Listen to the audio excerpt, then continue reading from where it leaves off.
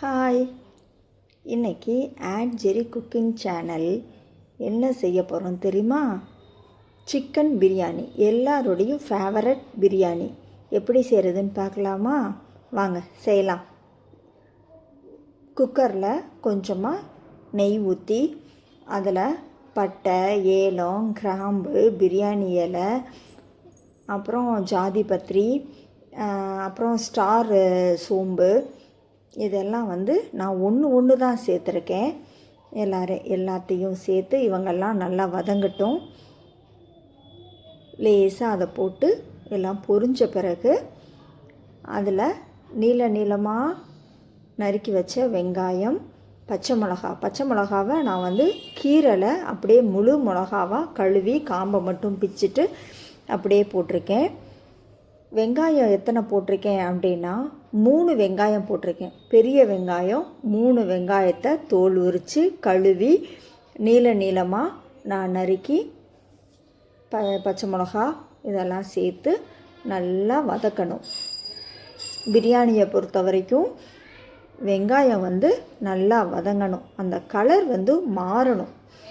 ஸ்டார்டிங்கில் நம்ம வதக்கிறதுக்கும் நல்லா வதங்கின பிறகு இப்போ நான் எடுத்து காட்டுறேன் பார்த்தீங்களா, இதுக்கும் வித்தியாசம் இருக்கா?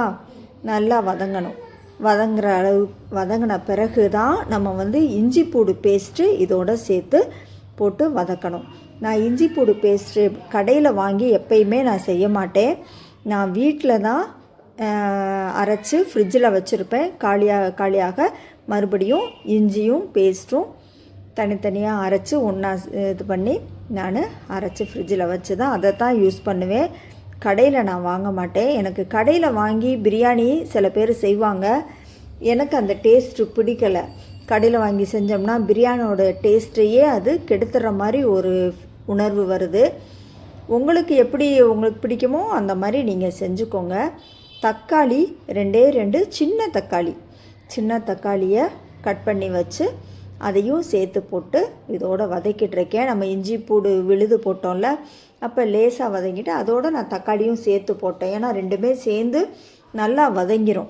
அதனால் நம்ம ரெண்டையுமே ஒன்றா போடலாம். சில பேர் தனித்தனியாக ஒன்றா வதக்கி போடுவாங்க, அப்படியும் செய்யலாம். அது வதங்கின பிறகு அதோட மல்லித்தூள், உப்பு ரெண்டையும் சேர்த்து போட்டு வதக்குறேன். நான் இதில் மஞ்சத்தூள் போடலை பார்த்தீங்களா?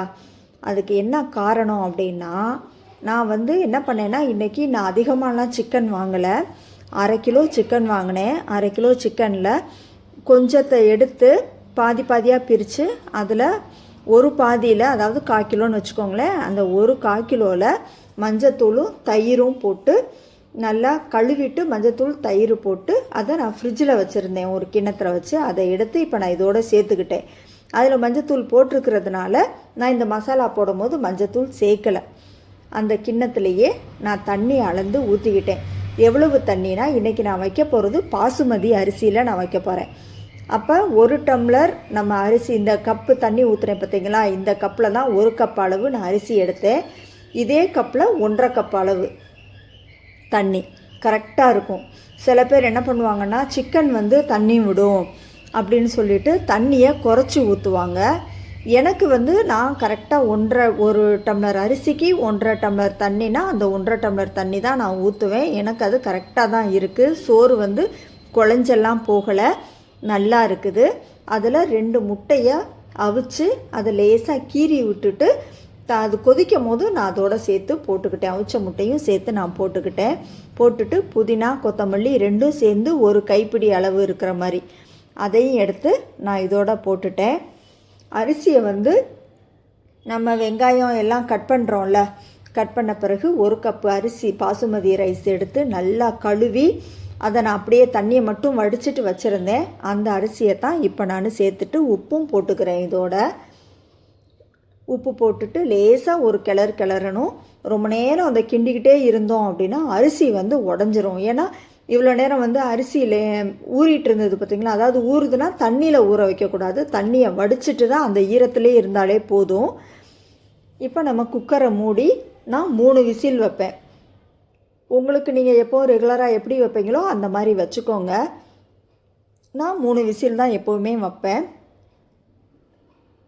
வச்சு ஆஃப் பண்ணி அதை ஓப்பன் பண்ணி எடுத்தாச்சு. பாருங்கள் பிரியாணி எவ்வளோ சூப்பராக கலர்ஃபுல்லாக இருக்குன்னு பாருங்கள். நான் மஞ்சள் பொடி இதில் போடவே இல்லை, அந்த சிக்கனில் போட்டிருந்தது தான். அதுவே பாருங்கள் சோறு வந்து ஒரு மாதிரி மஞ்சள் கலர் நிறையா தெரியுது பாருங்கள். லேசாக அதில் அந்த மூடியை திறந்த உடனே ஒரு அரை ஸ்பூன் நெய் மட்டும் நான் போட்டுக்கிட்டேன், ஒரு வாசத்துக்கு தான். ரொம்ப நெய் போட்டோன்னா அந்த நெய் வாடை தான் ரொம்ப தூக்கலாக இருக்கும். இதில் நான் வந்து கரம் மசாலா பொடியெலாம் போடலை.